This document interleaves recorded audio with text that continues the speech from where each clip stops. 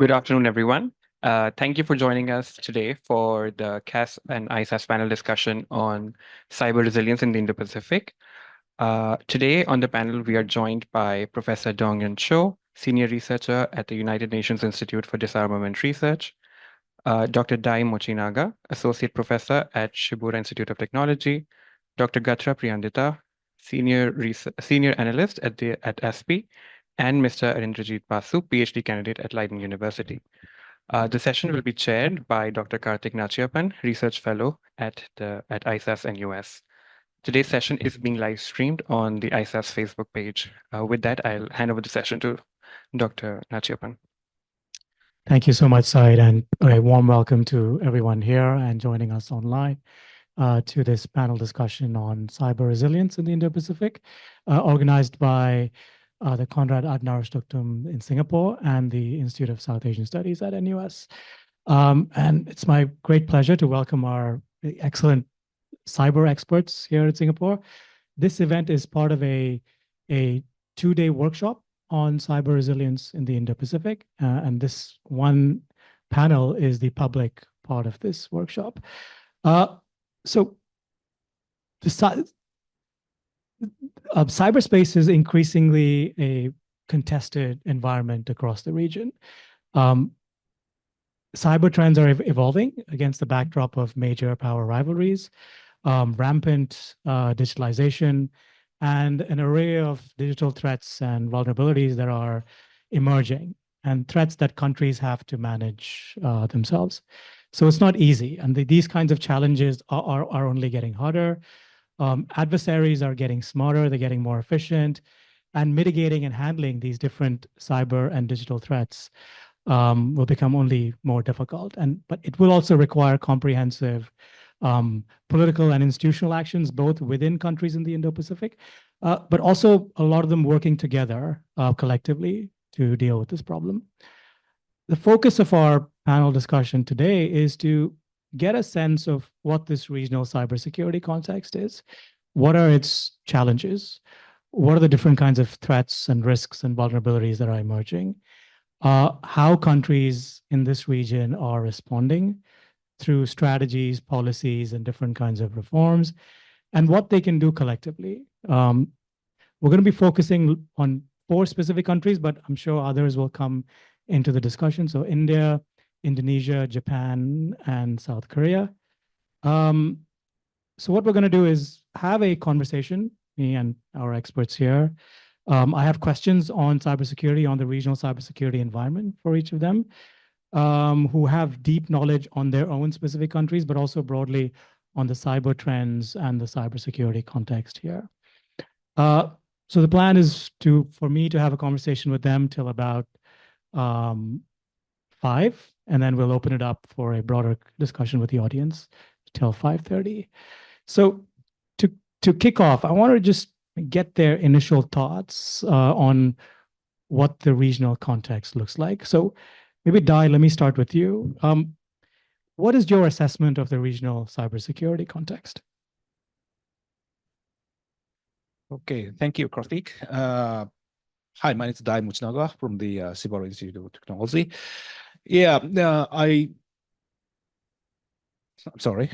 I engaged in this region for about over 10 years. Over 10 years ago, I came here to talk about why cybersecurity is important to the governmental officials about. But nowadays, I don't need to talk about the importance of cybersecurity. Everyone knows about the cybersecurity is important. For example, I went to the Laos, and the officials from the Laos says about our money is packed in the safe, so we don't need the cybersecurity. It takes money. But the truth is, other bad guys steal from their bank account with the cyber technology. So this is a very different situation from this in these 10 years. The other things is there's so many cyber attacks in the region, not only region, but also Japan. The Japanese government recently thinking about we need to change reaction. So this is reflect the current cyber security situation in the region, and this is now happening. Okay, I'll stop here. Donghyun, so what does the cybersecurity situation look like from South Korea? So first of all, thank you very much. I think we briefly discussed about this question, and I just answered in two ways. First, from the region perspective, and then specifically South Korean perspective. One, as my colleague I already explained, I think a regional cybersecurity landscape, particularly in the Indo-Pacific region, is characterized by a growing awareness of cyber threats these days. And then we don't need to explain why this is very important, but we're already aware of this. And then I think the another aspect is noticeable for everyone is the increasing militarization or weaponization, so-called, of cyberspace.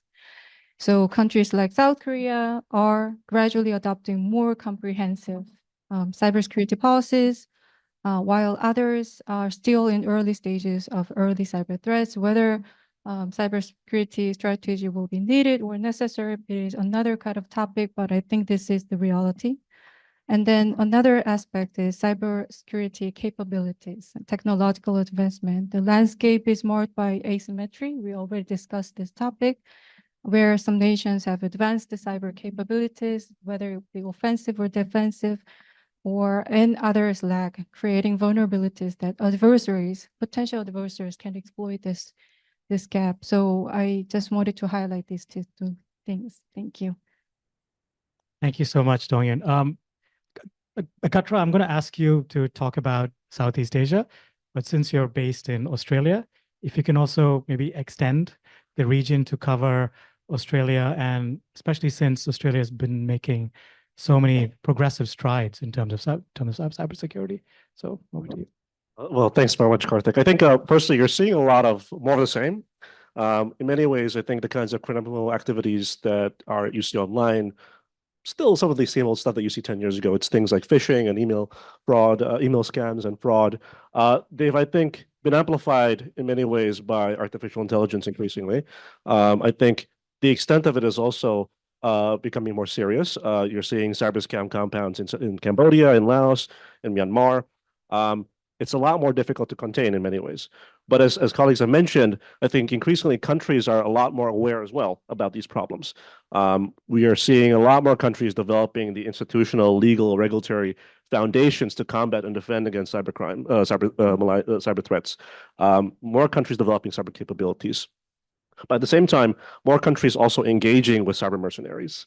The perspective in Australia, which I also see in some parts of Southeast Asia, is that, or experiences at least, cyber threats are no longer just focused predominantly, especially with state actors, predominantly on government and military.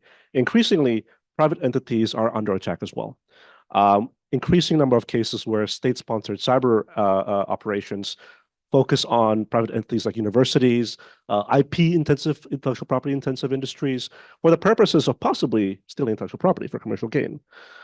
So in many ways, especially given the fact that we are living in this age of deepening strategic competition, countries are increasingly incentivized to use all instruments of national power, including cyber, to secure economic and strategic goals. And I'm happy to sort of talk about this in greater detail later, but Australia has, I think, been quite proactive in trying to push back through introducing things like countermeasures. It has been more willing to, for example, attack the infrastructure of hacking groups overseas. It has been more comfortable attributing. It has also been more comfortable in providing support to other countries. So the South Pacific, for example, Australia provides support in the form of emergency response teams. So if there's an incident, Australia can send folks there. You see a lot less attribution countermeasures in Southeast Asia, but nonetheless, again, states are developing the capabilities to respond. Thanks so much, Katra. Arundrajit, I want to go to South Asia, to the Indo part of the Indo-Pacific. India is a digital power. India is a rising digital economy. Millions of Indians use data every day for everything. The internet is a big part of life in India, but India is also probably the second most cyber attacked country in the world. So how is India thinking through this question of cybersecurity, given the fact that the digital provides so much benefit, but also it creates a lot of problems? Thanks again, Karthik, for inviting me. Had a great session in the morning. And let me answer your questions in kind of two phases. One is, what are the major threats faced? If I can just follow it. Yeah, sorry. Yeah, thanks again for having me. So I can just first kind of categorize the various threats faced by India, but I think these threats apply across the board. So we are seeing increasing attacks on critical infrastructure. So healthcare systems, nuclear reactors, electricity grids have all been at the receiving end of cyber attacks. So that obviously has converted cyber into a national security issue. Second, increasing ransomware attacks. So report last year said that 64% of private sector organizations in India have been targeted by ransomware attacks. Third, there is human vulnerabilities. So like you said, Karthik, a lot of new users, new heterogeneous set of users are accessing the internet. But that also comes with, just human error in terms of, password security, things that, one might consider basic, but actually very relevant towards securing even critical information infrastructure. And finally, there is this trend which Gatra referred to on information operations, which are still largely undertaken by proxies, but that's still a part of the South Asian architecture.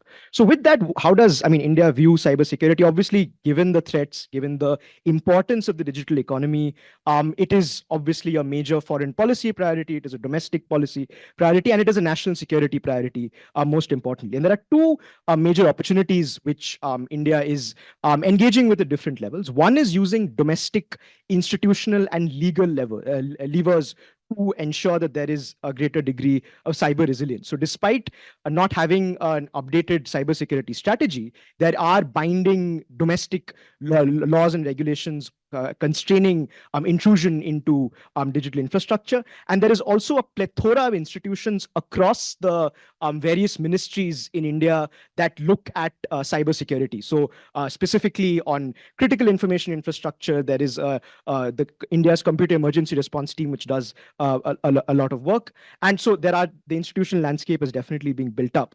And the second major opportunity is cooperating with partners in the region using existing security architecture. So the Quad is obviously one example, and at least at the high level, at the political level, there has been a lot of commitment to cybersecurity and technology cooperation. But of course, it remains to be seen how tangible the dividends are. So these two opportunities, both domestic and foreign policy, and hopefully we'll get a chance to talk about some of the kind of larger geopolitical threats and opportunities over the course of this discussion. Thanks a lot.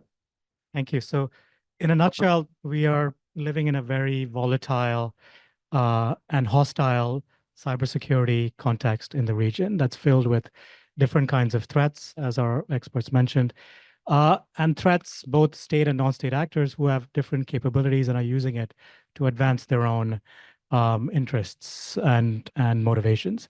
But also important is this larger security context, which is making cyber an area of strategic competition. And so I want to maybe talk a little bit about that first and ask our experts, how has this regional security context, which is largely defined by US-China security competition, how has that shaped cybersecurity and how countries are responding to and dealing with different kinds of cyber threats? So maybe we'll start with Arindrajit first and then work our way down this way. Okay, thanks a lot. I'll kind of respond again in two parts. One is any kind of great power, major power competition in any field naturally impacts the responses of other powers regionally and globally. But I would also be careful to not overstate the US-China dynamic in shaping the foreign policy or the specific cyber resilience strategies of India in particular, and larger look at India's equation with China separately and India's equation with the US separately, and then also assess India's specific interests within both of those individual dynamics. So with China, of course, India has at least recently a far more adversarial relationship, especially with a hot border, or rather a cold border dispute becoming hot with soldiers losing their lives after 2020. And that's entirely changed the security perception of China within India. So up till 2020, there was a certain degree of I mean, tacit and even explicit cooperation, at least with the private sector in China. So Huawei, for example, did retain a spot in India's 4G architecture, at least. And then that changed entirely after 2020, when there were a number of Chinese applications that were banned. And then when India actually conducted its 5G trials, it only trusted sources were allowed, and Huawei was not a part of it. So that was India's independent dynamic with China.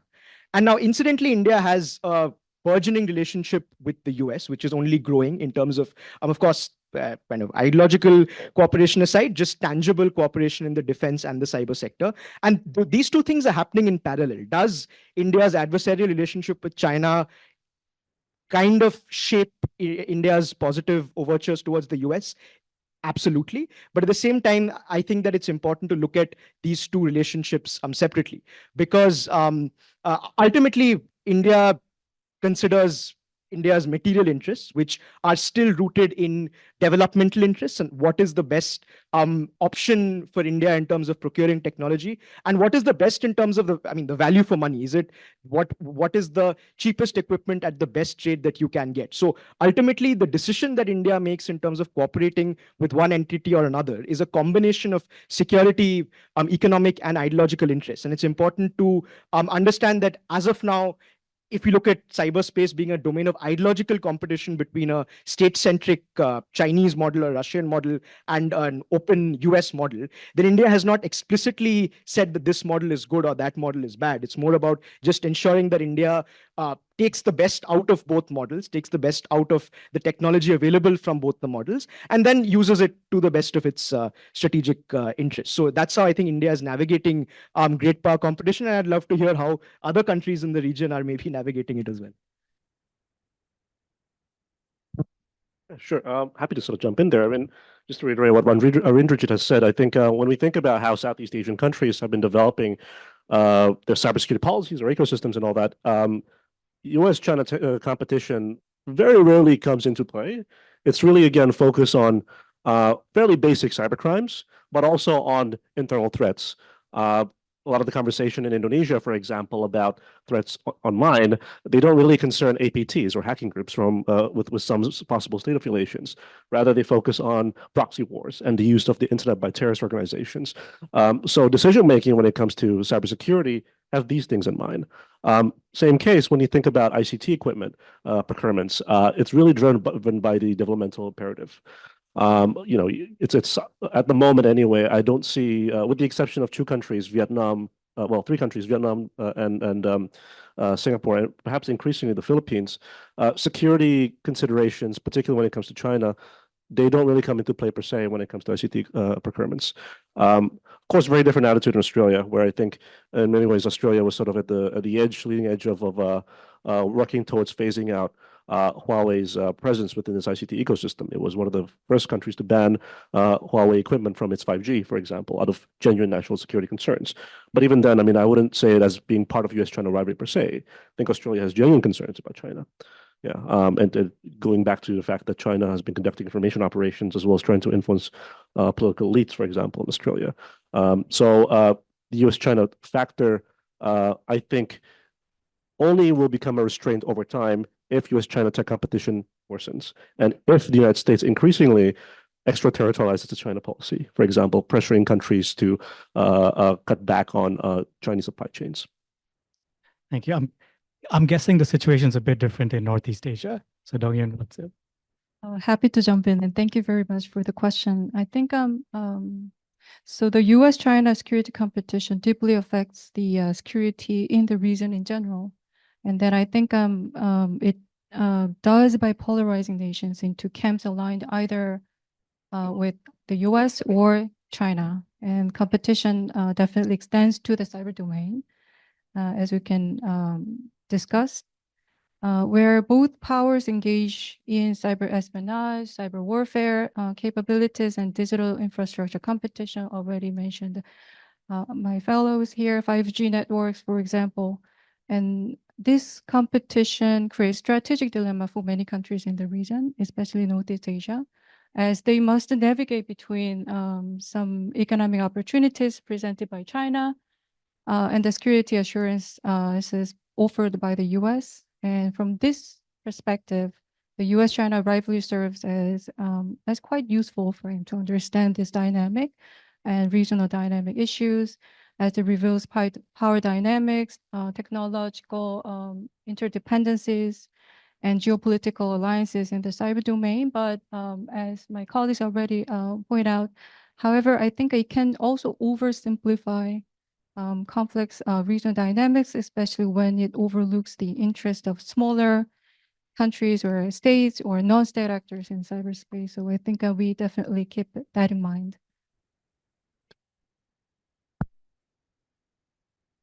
Okay, I like to talk about the U.S.-China relationship, not only U.S.-China relationship, but also how can we understand the strategic meaning of the strategic competition in the cyber domain. The first one is the cyber domain is very changing, has a changing landscape. For example, your smartphone has some kind of vulnerabilities. If adversaries find it, your phone or your computer has a vulnerability, they can exploit your computer or your cell phone. So this is a very different things is conventional weapons or the nuclear weapons. The strategic domain, talking about the strategy, there is a 3 different strategic domains. One is a conventional arm. Next one is a nuclear. The third one is the this cyber domain. Because the in conventional domain, the condition is defined through the fighting, but the nuclear domain, it's just holding the weapon. Because if they hold the weapon, it works going to the deterrence theory. But the cyber is a competition, because as I said, if your computer has a vulnerability, adversaries find your computer's vulnerability. This is how different from the other domains, because the conventional or nuclear domains has a stable conditions like the mountains or sea or rivers or the other types of physical domains is very connected to the condition of the strategic domain. But the cyber is always changing. If your phone has updated to the latest software, it is not the way the adversary using your phone or computers. This is always changing the domain. So the U.S.-China competition means these type of changing landscape is characterized as this kind of domains. So this landscape is produced by the private sector. As a Huawei or the Apple or Microsoft, they produce this domain, and we use this domain, and always take over by the governmental side. Our side, the other side. So this is changing situation is characterized as this strategic domain. Thank you. Thanks. So in a sense, you get to see the diversity of how countries respond is shaped by the broader security context, but also increasingly how they internalize some of those security pressures and the different kinds of policies and institutions that they have to deal with these threats. And in the Indo-Pacific, you kind of get a diversity of different kinds of domestic approaches to deal with cybersecurity challenges. And you actually see that here in the 4 countries that we have talked about today. So Korea and Japan have clear strategies, cybersecurity strategies to address and deal with the problem and to forecast and think through how the governments have to kind of work to mitigating those kinds of issues. Whereas India and Indonesia are kind of just working themselves in terms of thinking through whether they need a strategy or not to deal with the complex challenges that they're facing. So maybe I'm just wondering, and there's like a binary here in this table as well with 2 countries that have strategies and 2 that they don't. So I'm going to maybe start on this side and ask Dai and Dong-Yun, do countries need a cybersecurity strategy and how does that help? And then I'll go on the other side and say to my 2 experts from India and Indonesia, explain why countries maybe don't need a cybersecurity strategy and how they are with that. Sorry. You know, I'm in favor of four strategy.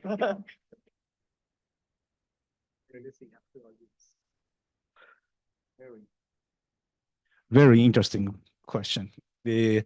So I stand for the I think I need the strategy for especially in the cyber domain, cybersecurity. Yes, actually, why we need the strategy is the government trying to articulate. Sorry, maybe before that, maybe just perhaps say what does a cyber strategy mean and what does that include and involve? Okay, the cybersecurity strategy set the comprehensive goal for the country. For example, the what types of critical infrastructure the government will cover and not cover. And if there is something we need, how can government approach to, there is some kind of issues in the cybersecurity, how can approach to that issues?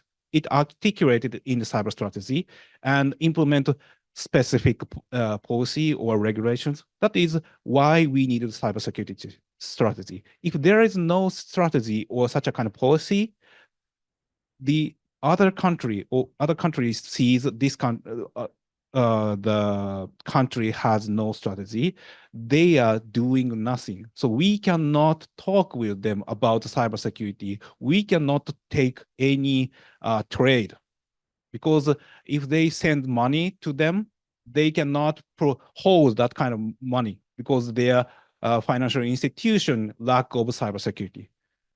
Oh, if you think that it's an issue of the private sector, no, it's a state-to-state it expand to the state-to-state relationship. So this is a very important things that why we need cybersecurity strategy. If there is a strategy, governments try to cover that institution. Government try to implement adequate procedures to secure their money or secure their economic profit. Thank you.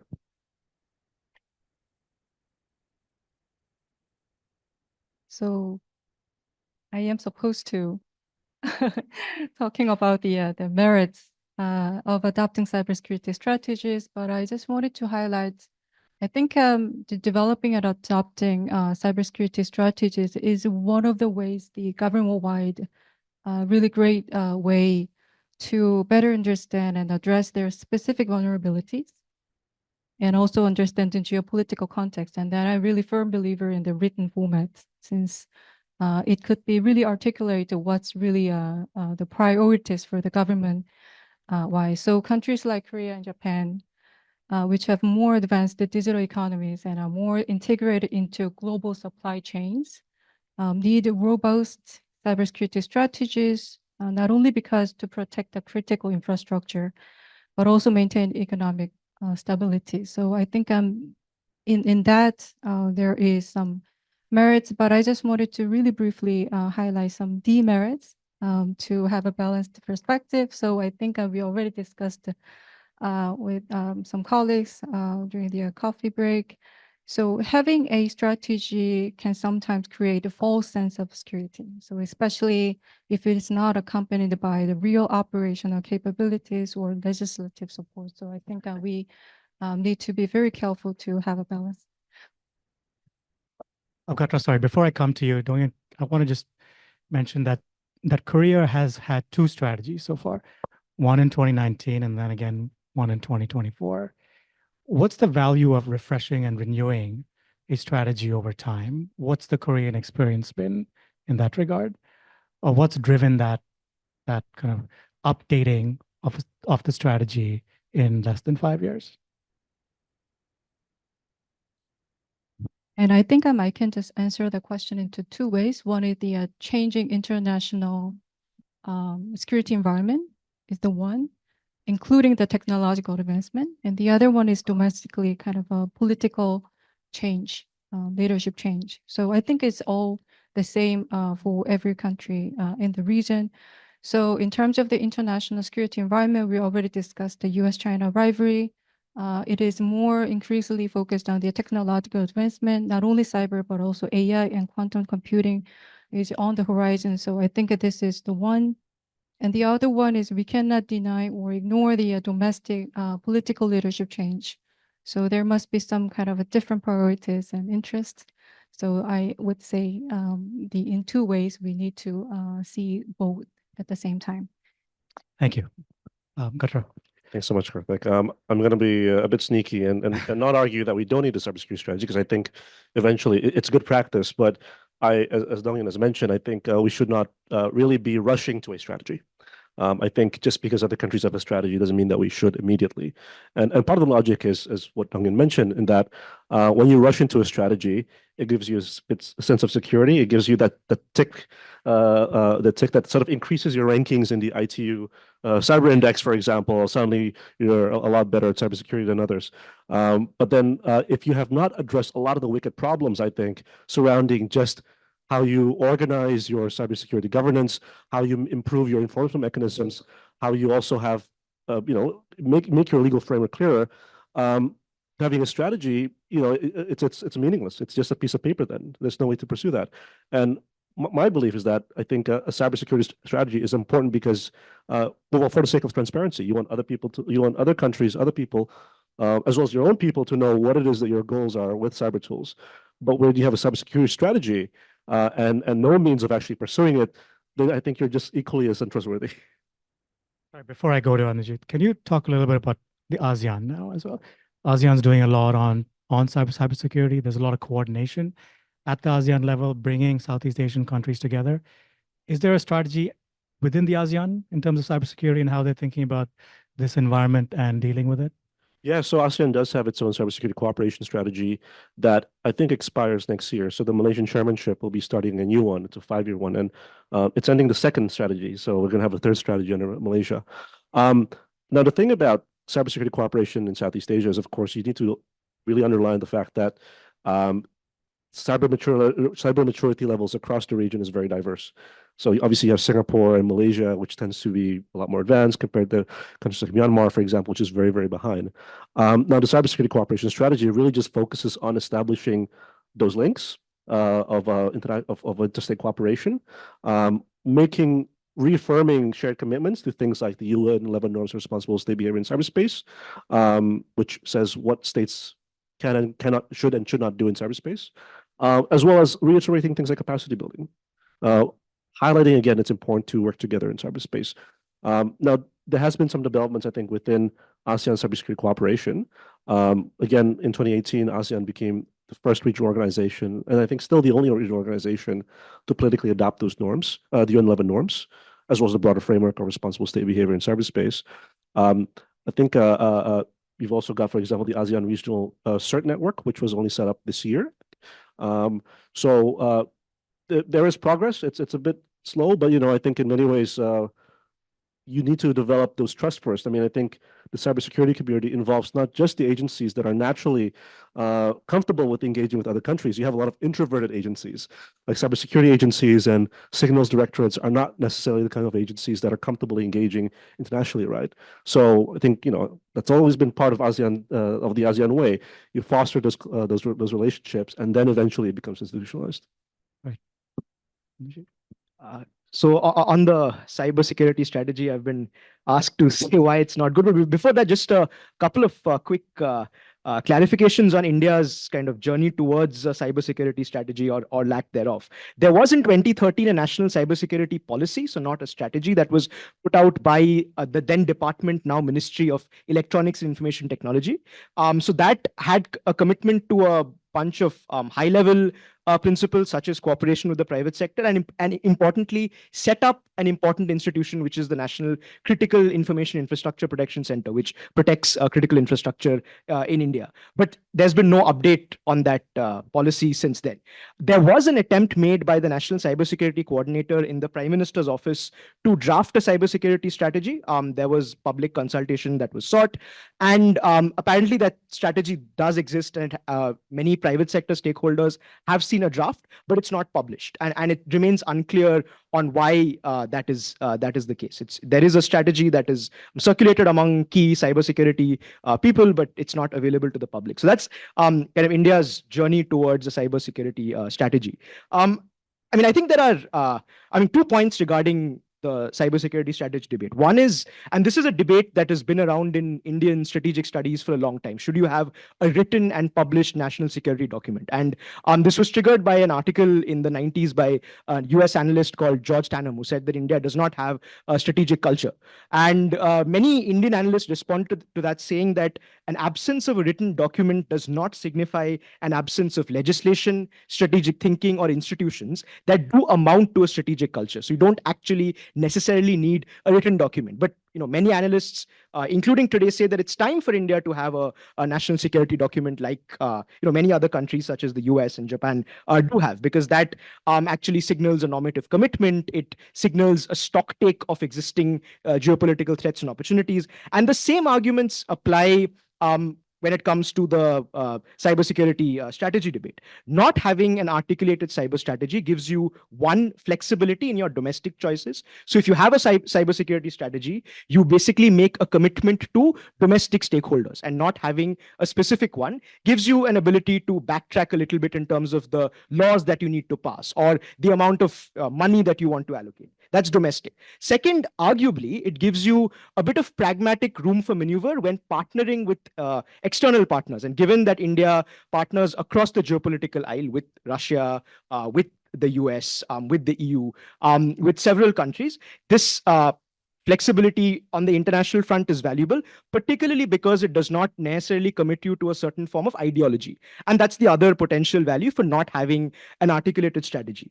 But that said, I think as we keep on referring to India as an emerging power, one that wants to be potentially a leading power. I personally think it's important to, in some cases, clearly basically show your cards on the table, that if you want to claim that you are a leader of the global south or an important power in the region, then it's important to articulate your vision and your views on the cyber landscape, both at home and abroad. And therefore, that degree of commitment and transparency actually boosts your reputation as a responsible cyber power. So while, we don't need to necessarily codify everything, but certain core principles, especially regularly updated core principles like the South Korean strategy, I think might boost India's credentials globally as well. Thanks. Thank you. And I'm glad you mentioned partnership, because I want to talk about that now. So I think strong cybersecurity requires robust cross-country collaboration, but also cross-sector collaboration at home. So the private sector is an important actor. It's an important partner that has to work with governments across the region to improve cybersecurity. Generally, the private sector, they're attacked more. They have more data. They have more cutting-edge technologies. So it's imperative for governments to work with the private sector to deal with emergent cyber threats.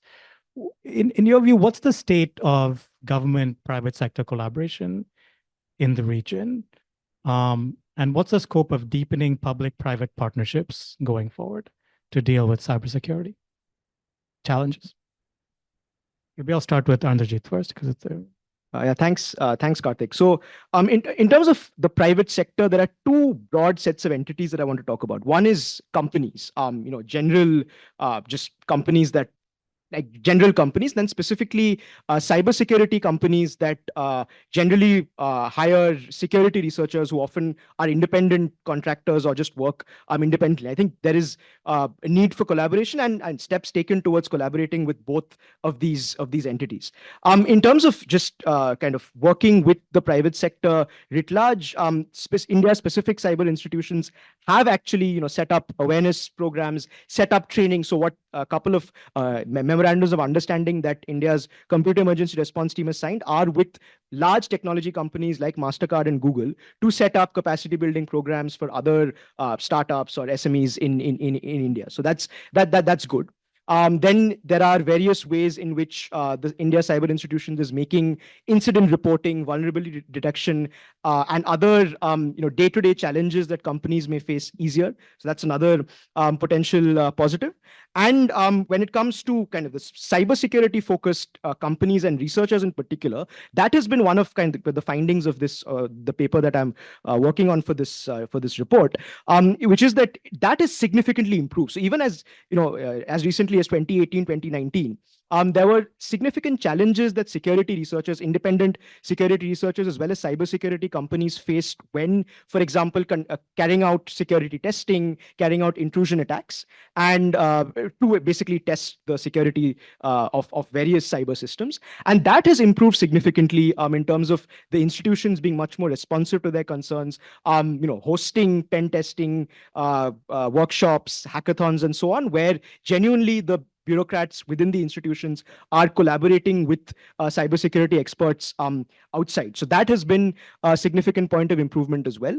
And finally, the institutions themselves have encouraged the private sector to provide financial incentives to independent security researchers to carry out these sort of operations, which is great. But still, I think in particular on the cybersecurity front, there is much more that can be done in terms of just assuring security researchers that they're a part of India's cyber resilience architecture, and ensuring, convincing them that they won't go to jail, for example, if they carry out, intrusion testing or something like that.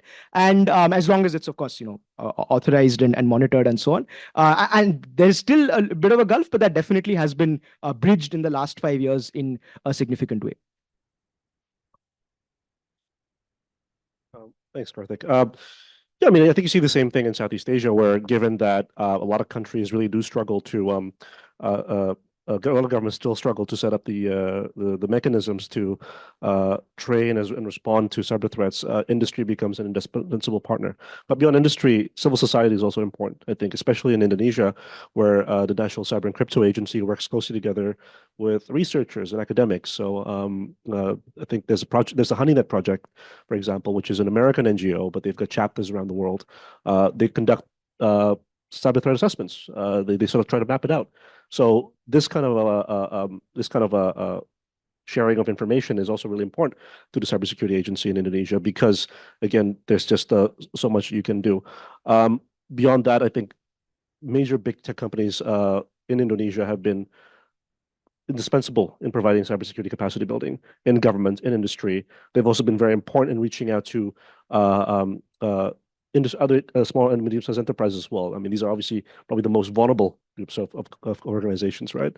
At the same time, they've been important in providing training. Huawei, for example, does a lot of training both at the corporate as well as university level, as well as the vocational school level.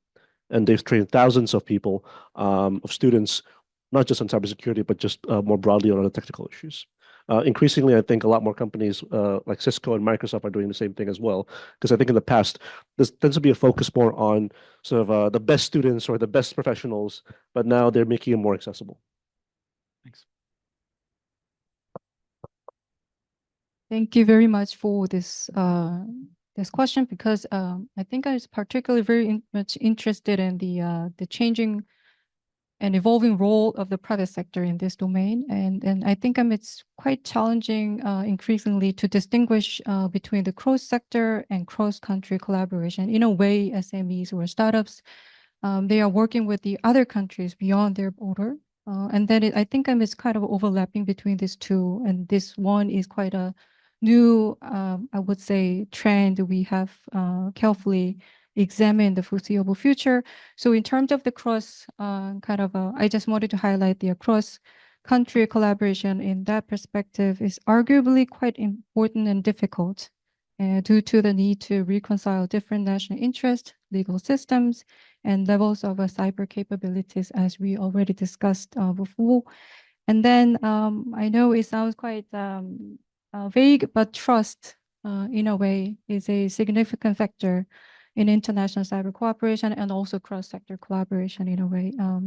And then many countries in this region and also in the global wise are often reluctant to share sensitive information, fearing it may be used against them in some day in the future. And furthermore, countries have varying interpretation of international law in cyberspace. Just because I'm coming from the UN, and which complicates collective actions against cyber threats. So in general, I think there must be some kind of a new trends. These kind of cross-sector and cross-country collaboration due to the evolving role of the private sector and also the existing challenge we face in the foreseeable future is definitely some of the ideas, some of the areas we need to work on. Okay, I would like to challenge to the question of the cross-sector, why we need the cross-sector discussion. You can imagine that if you reach to the Gmail account, you can check the Gmail. That is, you are relying on the Gmail services. But the Gmail service is holded by the large data center. The large data center is working with the electricity and cooling. For cooling, it works with the water treatment facilities. That kind of situation arises from the cross-sector corporations. If we stop, if there is a stop data leakage, that kind of situation is different. But if we stop the data center by shutting down the electricity, it is going to the cross-sector reaction to the cybersecurity incident, because the Japanese government is conduct cross-sector exercises since 2006, I think. So the it's mainly focusing on the how can share the information cross-sector, because for example, if there is a power outage happening in the power plant, the power generation company says about the situation and receiving the data centers operators, and then going to their operation is more shrinking their operation to lowering their consumption of the energy. That kind of action needed to the when the power outage happening. In 2011, Japan has a big earthquake and hitting by the tsunami. At that time, so much energy production is affected by the nuclear power plants outage. So that kind of situation happening even if Tokyo is a blackout because of the lack of the power. So this is not just the power.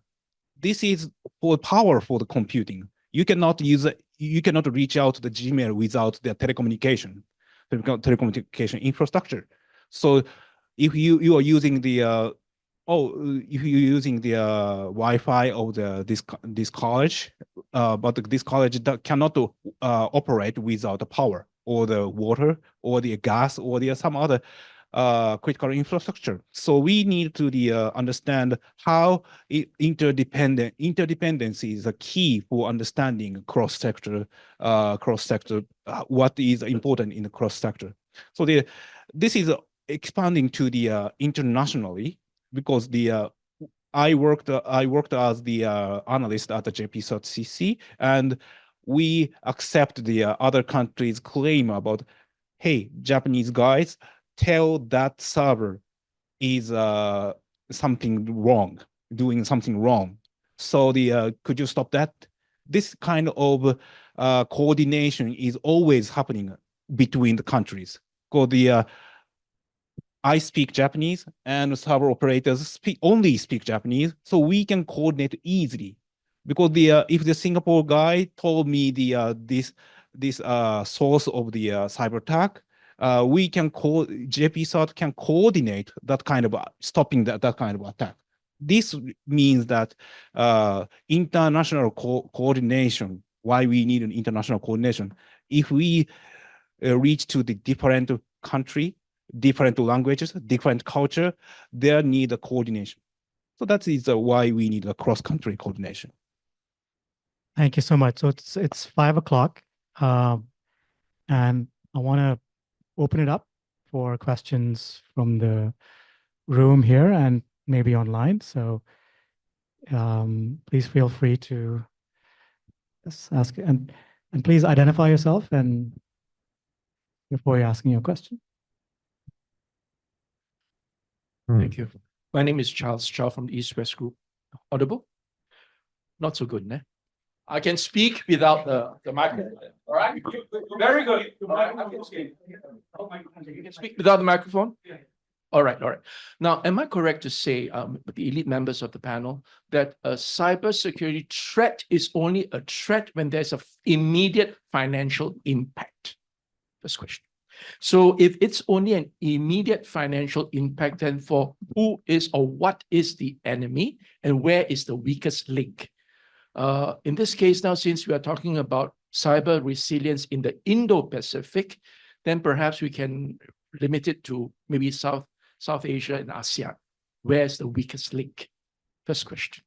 Second question is fake news a part of cybersecurity, or you don't define fake news as part of cybersecurity?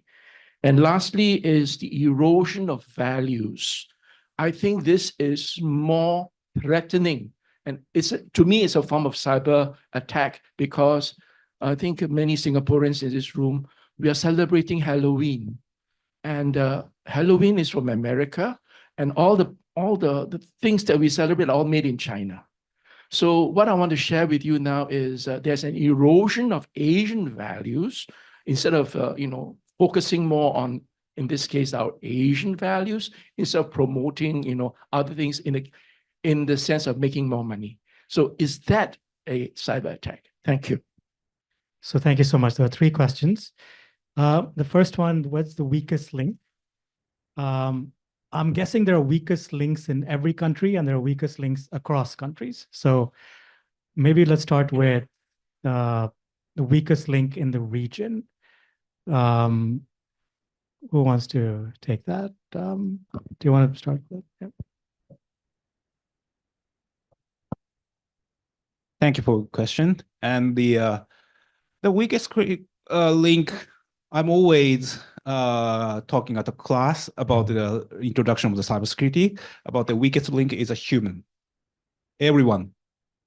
If you can use the you're using the computers, and it's not, some of computers is not updated.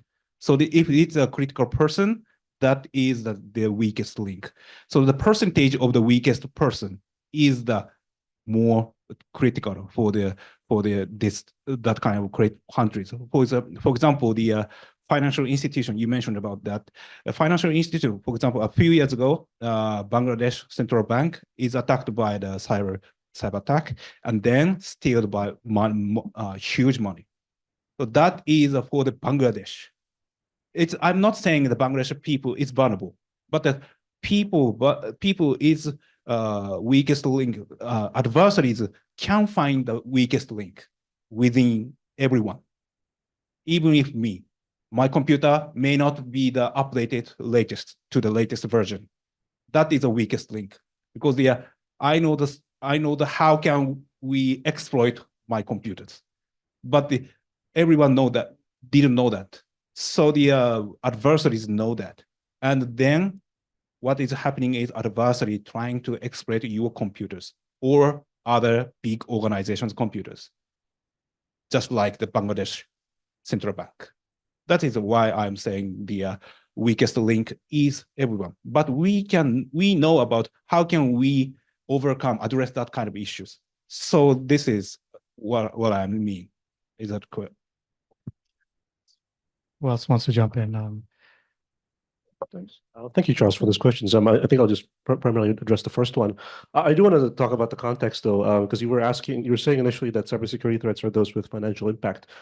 Definitely, I think a company suffering a cybersecurity attack gets a ransomware attack, that's a threat. But beyond that, it's also thinking about intellectual property theft, the long-term commercial implications. It's always very difficult to tell whether just how serious a cybersecurity threat is. For example, if a hacking group takes some IP, some intellectual property from you, imposes ransomware, they can still keep the IP, and then they can sell it to another company, a competitor, and make a lot of money that way. So the financial dimensions is interesting. Also, I think cybersecurity threats are threats when they have some national security implications, right? I mean, government, military, not necessarily places that may hold money per se, but they would have sensitive information that are important. Building on, I guess, what Mochinaga was saying about the weakest link, it is definitely the human.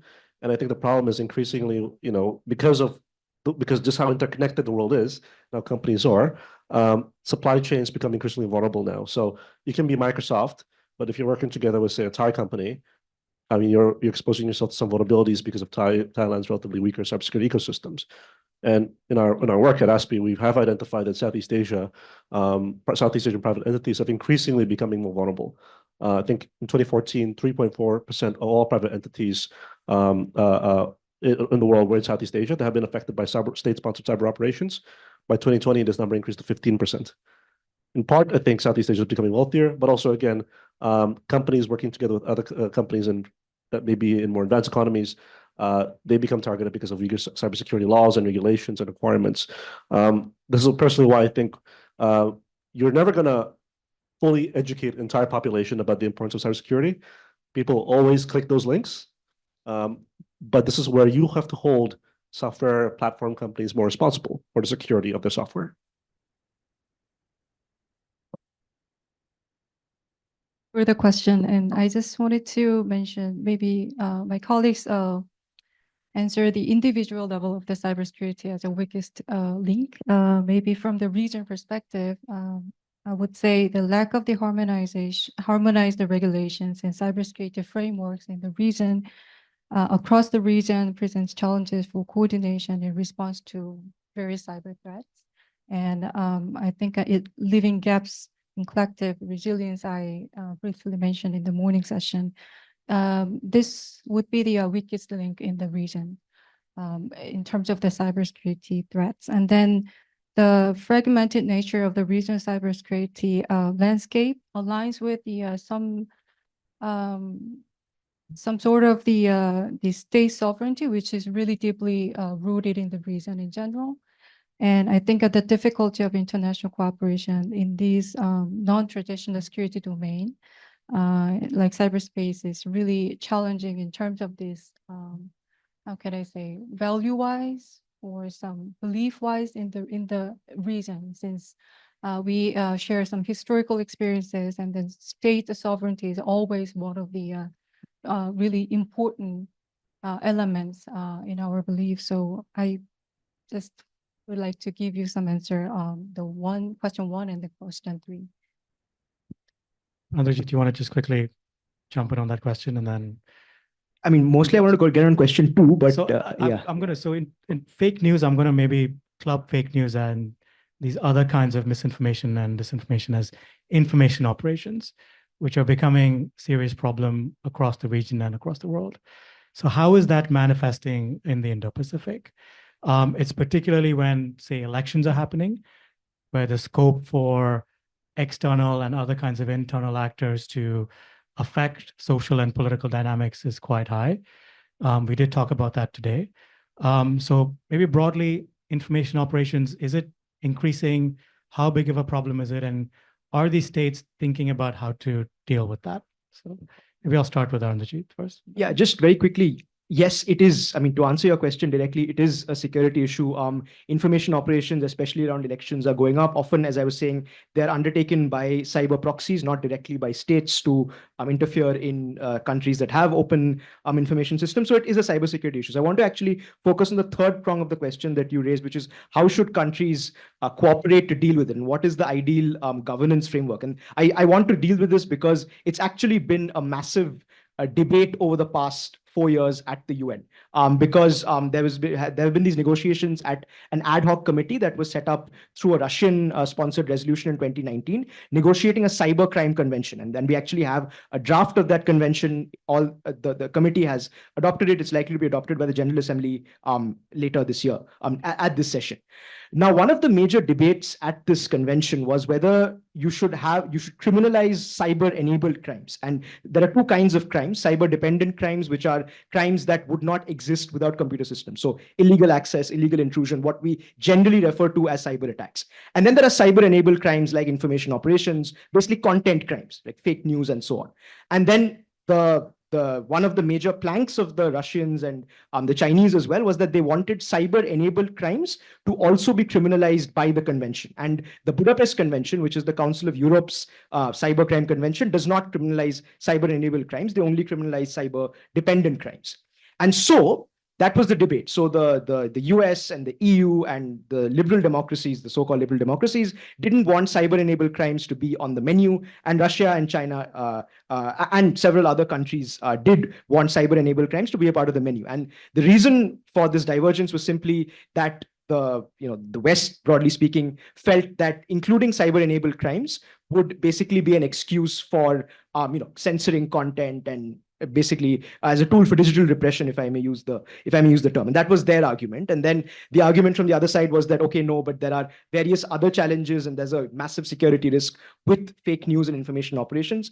And so we had this debate for a long time. Ultimately, most cyber-enabled crimes, such as fake news, was taken off the menu in this convention. And there is scope to re-add it back in. So the real question is, of course, it is a cybersecurity issue, but I think the debate that's raging right now is what is the best way to deal with it? Is it through legislation or an international convention that could potentially be misused by countries, or is it through other more pragmatic ways, such as ensuring that there is a systematic way, move towards fact checking if you're talking about fake news, or if there is a way in which, I'm not an expert on information operations or content moderation, but are there ways in which you can effectively counter malicious actors without creating an international or even national legislation that could be misused by governments, or even by either the central government or by district governments to clamp down on speech. So I think it is a security issue. It's a rising security issue, but I think the challenge is to figure out the best way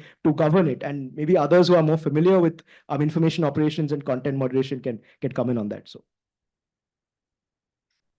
Thanks. I completely agree with that. I think it's always very dangerous to talk about content, right? I think in many ways, especially in a region when some countries that have had experiences with fairly severe authoritarian systems, there's always the danger that any content can be considered criminal.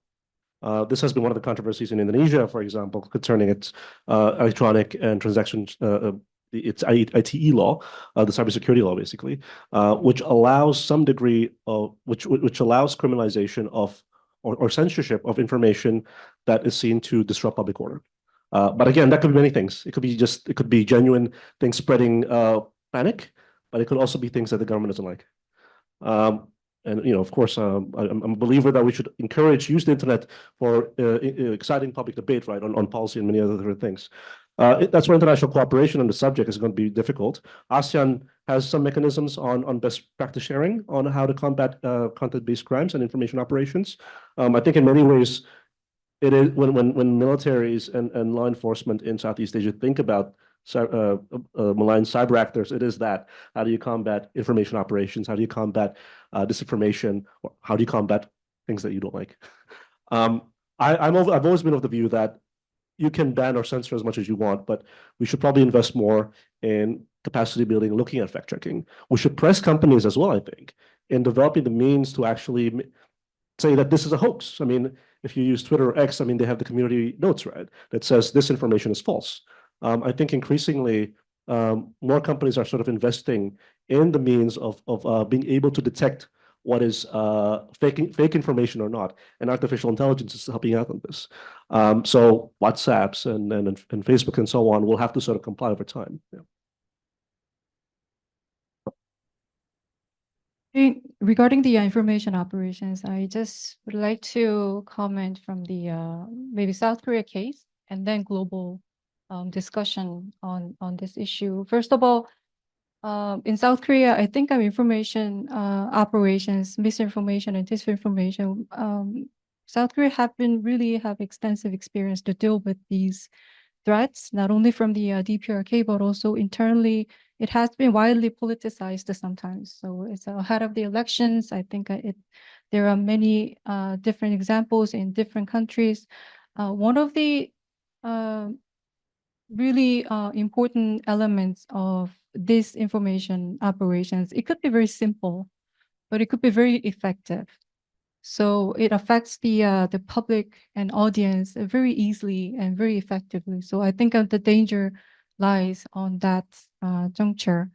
And I just wanted to highlight, in this kind of fake news, information operations, disinformation and misinformation, it just lies into intersection between cyber global conversation, but also AI global governance conversation. So recently, the high-level advisory body on AI at the UN just published the final report on the AI global governance, and this aspect has been really deeply discussed in the report. So I just really recommend.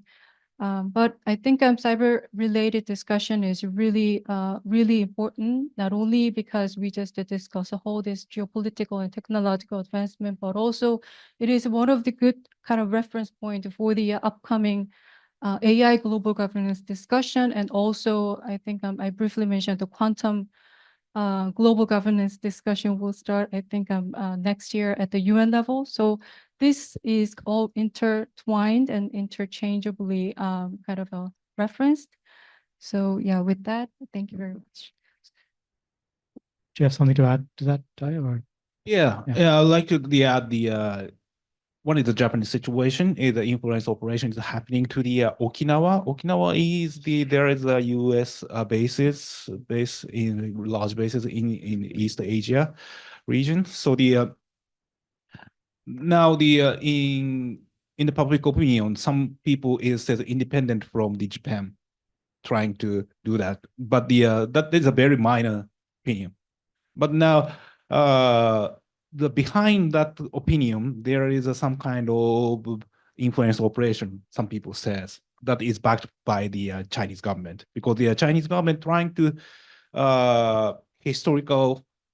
it's trying to add some kind of narrative to that situation, because the before Okinawa was belonged to the China, so the now Okinawa should independent from Japan.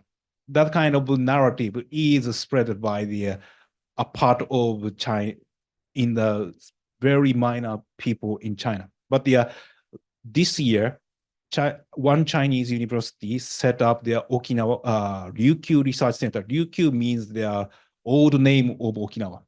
So, and that era, Ryukyu is a very affected by the at that time Chinese government.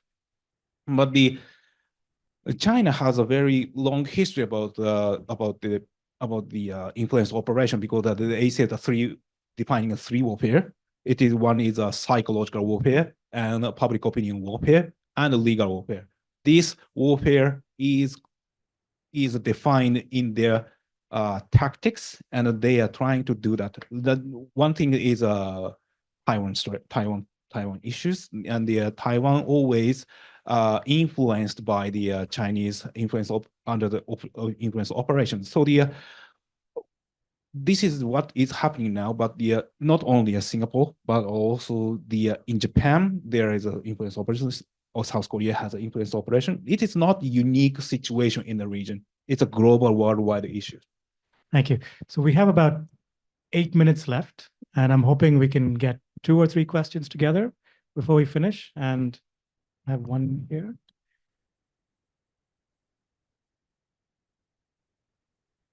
Thank you for your talk, the discussion. My name is Divya. I'm a research associate at the ISAS. So my question is more about the contemporary development. So recently, the focus on cyber warfare has been brought into question because of what happened in Israel. So how do you see the Indo-Pacific as a region responding to the developments in the Middle East? That's just my question.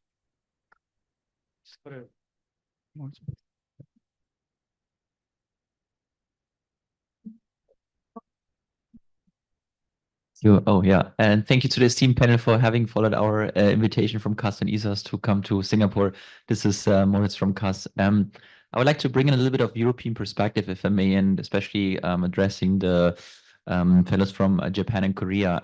So we have, since just not long ago, a new commissioner for defense and space with the European Commission. I would want to know your expectation actually for the new legislation. Which can your perception, collaboration maybe in the cyber resilience, cyber warfare and whatnot. And then my second question would also be, since they had the special envoy in the Indo-Pacific coming to Singapore earlier this year with a German Navy ship docking, I think yesterday here at the port of Singapore. So there's some forms of intensified collaborations between Europe and the Indo-Pacific. but I would want to know the state of readiness according to your perception, our cyber warfare and cyber resilience. Is there a form of reluctance, especially in your countries, to collaborate a little deeper with us? Do you think we're not at the same level as your countries? If there are any hurdles or objections towards a more integrated security collaboration? Thank you.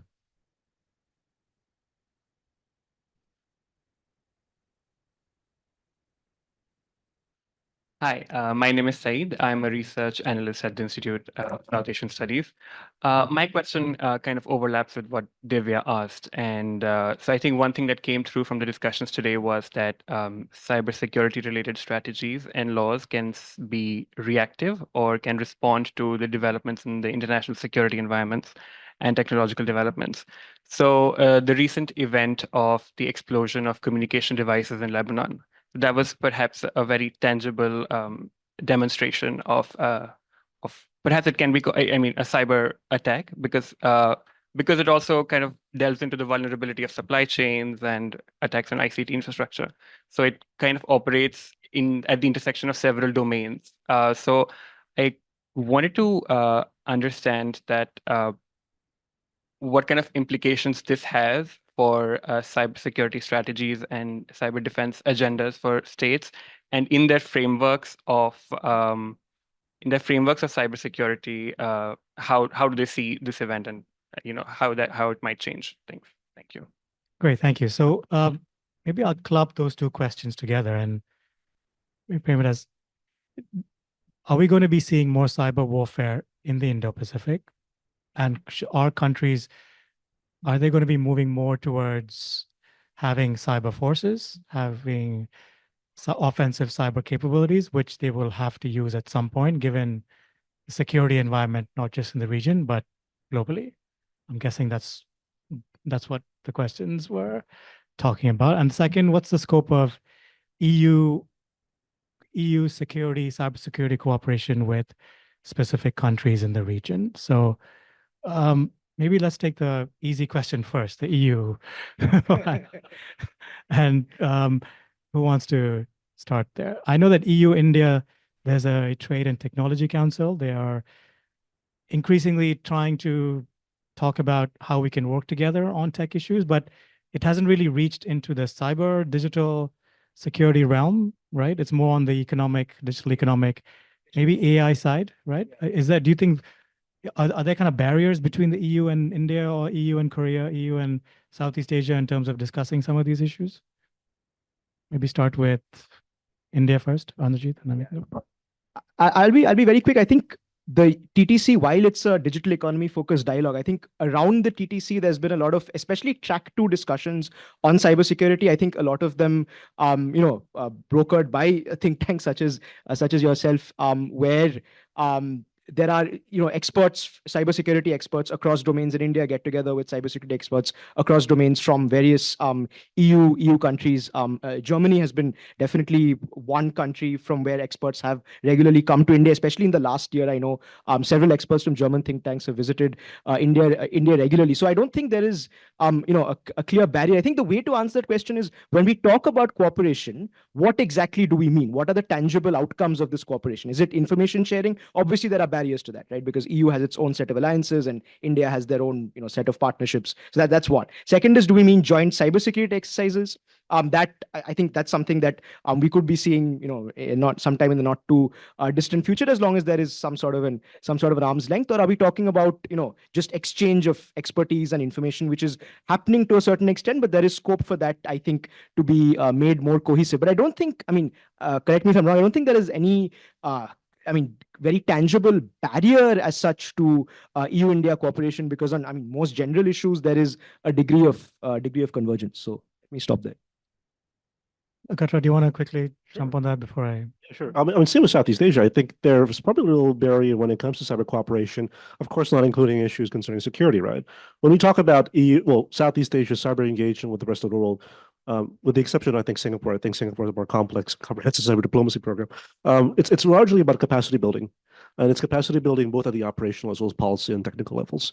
Sometimes it's as basic as what does your governance structures look like? right? And then it's also things like international law and cyberspace. How do Europeans see it? How can we see it? Because again, for most of Southeast Asia, the cyber awakening has only really happened in the past 10 years. We've only seen states developing legal, institutional, regulatory frameworks in the past 10 years. So at the moment, it's just cyber capacity building. There's a desire for information sharing, but I think it's the other side that's struggling to share.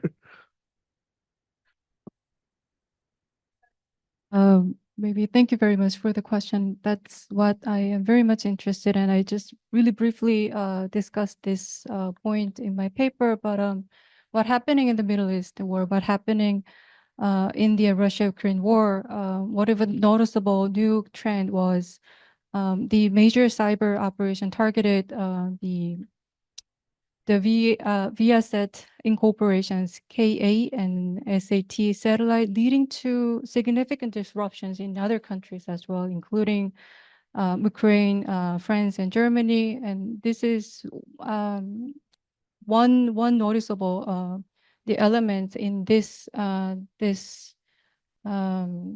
happening was this incident underscores the potential for cyber threats to transcend the geographical boundaries and affect the countries not directly involved in the conflict. So what happened in the certain countries, already we can expect some countries or some the counterparts directly involved in the conflict, definitely affected by the cyber threats. But this particular case shows and emphasizes some of the interconnection between this cybersecurity and outer space security, but also it could affect some countries which are not directly involved in the conflict. So I think we need to definitely look into some of the implications, what's happening in one area and one region. Even though we are not directly involved in the conflict, we can be affected by what happening in the certain region.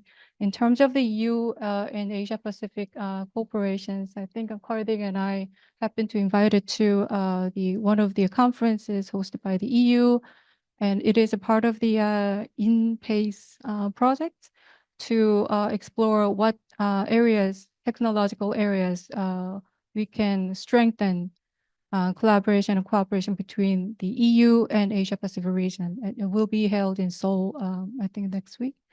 So the focus would be really diverse. It also includes some cyber related panel discussions, but that's not quite of exactly specified yet. But I think through this kind of series of workshop and conferences between these two regions, we try to come up with what areas definitely we would like to collaborate and cooperate between these two regions. So yeah, that's it. Thank you. EU-Japan cooperation on technology and cyber warfare. Two easy questions. Yeah, yeah. Technology cooperation. I was worked as the some kind of project with the what is the potential area of the collaboration with the EU institutions, like on the other EU industry, especially in 2013, I went to the Hague about the discussing about the industrial control system protection, because at that time is a huge news was coming from the Iran. Because some CIA or Israel is conducted a cyber operation against Iran about the centrifuge era, exploiting the German Siemens equipment. That kind of situation showed how cyber operation is affected to private industries. Not only Germany, it is a critical issue for Japan. So how to collaborate, strengthening that kind of addressing the cybersecurity threats is our common value to selling or with the invent the new technologies. So this kind of discussion is continue over the 10 years ago. So this kind of technology or technology level collaboration has spreading to the other sectors. The other things is the military defense sectors. Japan is joined to the NATO CCDCO is joined to exercise since 2021. actually, and I joined the exercise, and that kind of collaboration is very critical for me, very good experience for me, because we Japan joining the NATO's exercise with the alliance partner like the United States, Australia, or United Kingdom. That kind of situation is changing in the defense sector. How can we collaborate, not only Asia-Pacific, but also the European countries? Thank you. So we're actually out of time, but I want to end with one question for each of our panelists here. It's been a rather bleak conversation: cyber war, cyber attacks, data theft, AI creating different kinds of problems, information operations. So we've talked a lot about the challenges, risks, vulnerabilities associated with cyber in the Indo-Pacific. So let's end on an optimistic note. What is something positive, something optimistic that you think is going on with respect to cybersecurity in the Indo-Pacific? What is something that we should be happy about? If there's nothing, that's fine. Definitely more awareness. More awareness. I mean, increasingly, I think, look, it's always very difficult to point out that there's a threat in cyberspace, especially when two things. Firstly, you can't really see it sometimes, right? But also, secondly, even when it does happen, it's so easy to hide, right? Part of the reason why I think very few countries in the world attribute, for example, is two things. Firstly, some countries don't have the capacity, but secondly, even if you do have that capacity, you can hide it because you prioritize other issues. I think increasingly governments are becoming more aware about the importance of protecting cyberspace, but more importantly, publics are also becoming more aware about the importance of cybersecurity as well as data protection. I mean, all of us have data online, and we know how important it is to protect it, right? So naturally, people would be more willing to march to the streets to ensure that data is protected. Not saying that it applies everywhere, but we're heading in that direction, which is a good thing. Dongyan, do you want to? I was waiting for the question actually, just to mention about some progress under the open-ended working group at the UN level. It is quite of a long process, but finally, some of the member states officially launched the a points of contact or POC directory this May. So I think it is one of the kind of bases we can start talking about the global rules covering state behavior online. So that's it. Dai? Yeah, I'm surprised the optimistic situation, because when we hold about the cyber talk about in this university, gathering of so many people is coming to this place, it is a very optimistic situation, because even if the tech guys would like to know about the cybersecurity issues, but they always sticking around their technological issues. But the international relations studies is attracted to the cyber issues. It's optimistic. Mandarjit, the last word. Yeah, just two quick points. I think one, I didn't respond to the previous question on the impact of cyber warfare in the region. Very quickly, I think just as an example on the pagers exploding, there was an article in the Economic Times earlier this week about India actually.